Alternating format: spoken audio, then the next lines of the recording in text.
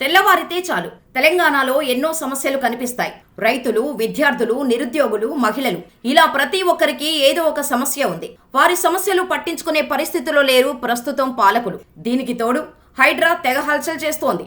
హైడ్రా అనే పేరు వింటేనే సామాన్యులు భయపడే స్టేజ్కు వచ్చేశారు. ఇటువంటి టైంలో అసలు ఏ సమస్యలు లేనట్టు అటవీ, పర్యావరణ, ఎండోమెంట్స్ మంత్రి కొండా సురేఖ మాజీ మంత్రి కేసీఆర్ కొడుకు కేటీఆర్ను విమర్శించడం కోసం ఏకంగా అక్కినేని మాజీ కోడలు సమంతను, అక్కినేని నాగార్జున ఫ్యామిలీని లాగారు. దీంతో ఒక్కసారిగా ఫిలిం ఇండస్ట్రీకి సంబంధించిన పెద్దలతో పాటు యాక్టర్స్ కూడా రెస్పాండ్ అవుతున్నారు. ఈ క్రమంలోనే మంత్రి కొండా సురేఖ వ్యాఖ్యలపై Telugu film chamber of commerce press note release చేసింది. మంత్రి కొండా సురేఖ వ్యాఖ్యలను తీవ్రంగా ఖండిస్తున్నట్టు అందులో పేర్కొంది. అంతేకాకుండా ప్రెస్ నోట్లో ఏముందంటే, తెలంగాణ మరియు ఆంధ్రప్రదేశ్ రాష్ట్రాలలోని తెలుగు చలనచిత్ర పరిశ్రమకి ప్రాతినిధ్యం వహిస్తున్న apex body Telugu film chamber of commerce October 2, 2024 నాడు మీడియాలో తెలంగాణకు చెందిన ఒక గౌరవనీయ మహిళా మంత్రి, తెలుగు చలనచిత్ర పరిశ్రమకు చెందిన వ్యక్తులు, వారి వ్యక్తిగత జీవితాలపై చేసిన అభ్యంతరకరమైన, అవాస్తవమైన వ్యక్తిగత ఆరోపణలపై బాధ మరియు ఆవేదనను వ్యక్తం చేస్తుంది. అనేక సంవత్సరాల నుండి జరుగుతున్నట్టుగానే వేరే ఏదైనా సమస్యను దృష్టి మరల్చడం కోసం తెలుగు చలనచిత్ర పరిశ్రమలోని వ్యక్తుల వ్యక్తిగత జీవితాలను లక్ష్యంగా చేసుకోవడం ఒక ఫ్యాషన్గా మారిందన్నారు.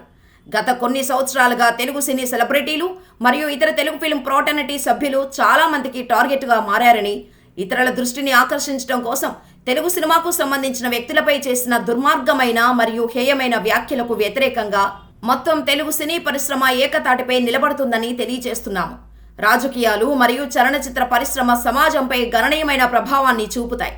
ఈ రంగాలు పరస్పర సహకారం మరియు గౌరవం అందిపుచ్చుకుంటూ సమాజంలో తన బాధ్యతను గుర్తెరిగి ఉండటం చాలా కీలకం. రాజకీయ నాయకులు అపారమైన అధికారాన్ని కలిగి ఉంటారు మరియు సినిమాలు సాంస్కృతిక కథనాలను రూపొందిస్తున్నాయన్నది వాస్తవం. ప్రజాస్వామ్య దేశంలో వాక్ స్వాతంత్రాన్ని ప్రభావవంతమైన వ్యక్తులు మరియు అధికారంలో ఉన్న వ్యక్తులు దుర్వినియోగం చేయకూడదు.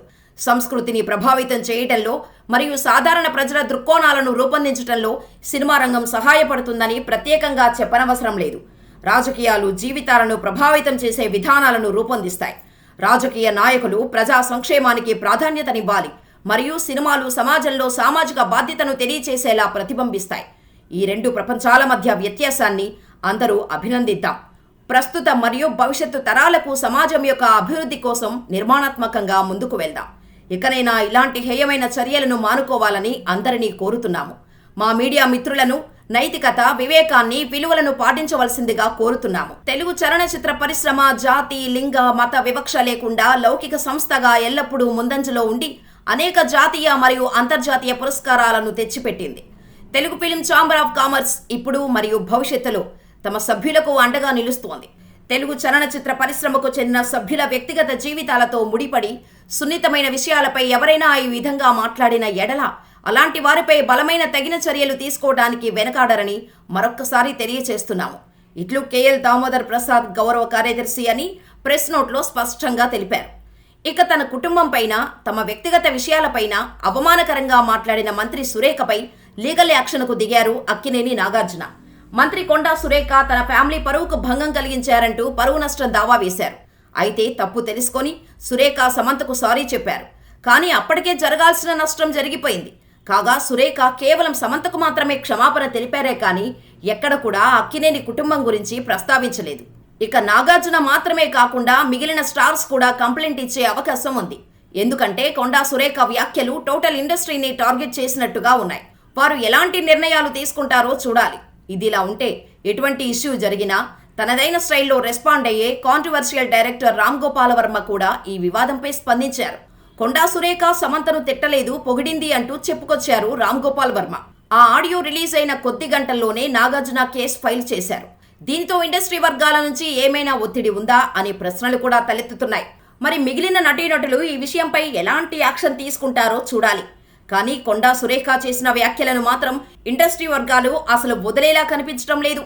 అసలు మంత్రి స్థాయిలో ఉన్నవారు ఎంత హుందాగా వ్యవహరించాలి? ఏది పడితే అది మాట్లాడేసి ఎదుటివారిపై దుమ్మెత్తి పోస్తే సరిపోతుందా? తెలంగాణ ప్రజలు అభివృద్ధి, ఉద్యోగాలు, ఉపాధి అవకాశాలు కోరుకుంటున్నారు. హామీల అమలు కోరుకుంటున్నారు. రకరకాల సమస్యలకు పరిష్కారాలు కోరుకుంటున్నారు. మంత్రులు తమ శాఖలతో మంచి పనులు చేయాలని కోరుకుంటున్నారు. ఇవన్నీ వదిలేసి రాజకీయాల్లోకి సినిమా వాళ్లను లాగటం, ఎటువంటి ఆధారాలు లేకుండా తీవ్ర విమర్శలు చేయటం ఓ మంత్రిగా కొండా సురేఖ మాట్లాడింది ఎంతవరకు సబబో అని సామాన్య ప్రజలు నిలదీస్తున్నారు. ఒకవేళ కావాలని డైవర్షన్ పాలిటిక్స్ కోసం ఇలాంటి ట్రిక్స్ ప్లే చేశారని తెలిస్తే ప్రజలు అస్సలు సహించరు. మరి ఇంత నెగిటివిటీని మూటగట్టుకుంటున్న కొండా సురేఖ ఇప్పటికైనా హుందాగా వ్యవహరించి అక్కినేని కుటుంబానికి బహిరంగ క్షమాపణలు చెబుతుందో లేదో చూడాలి.